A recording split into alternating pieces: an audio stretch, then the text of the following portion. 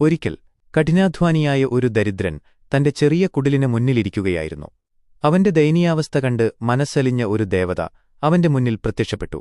ദേവത പറഞ്ഞു, നിന്റെ കഷ്ടപ്പാടുകൾ തീരാൻ ഞാൻ നിനക്ക് 3 ആഗ്രഹങ്ങൾ നൽകുന്നു.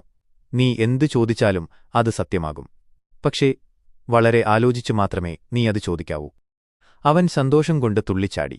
അവൻ ചിന്തിച്ചു, എനിക്കൊരുപാട് സ്വർണം വേണം, വലിയൊരു കൊട്ടാരം വേണം, ആയുസ്സും ആരോഗ്യവും വേണം. അവൻ തന്റെ ആദ്യത്തെ ആഗ്രഹം ചോദിക്കാൻ തുടങ്ങുമ്പോഴാണ് ദൂരെ തന്റെ അയൽവാസി കരയുന്നത് കേട്ടത്.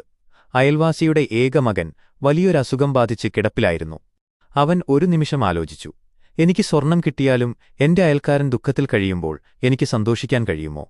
അവൻ തന്റെ ആദ്യത്തെ ആഗ്രഹം ഇങ്ങനെ ചോദിച്ചു, ദേവി, എന്റെ അയൽവാസിയുടെ മകന്റെ അസുഖം മാറി അവന് ആരോഗ്യം ലഭിക്കണം. നിമിഷങ്ങൾക്കുള്ളിൽ ആ കുട്ടി എഴുന്നേറ്റ് നടന്നു.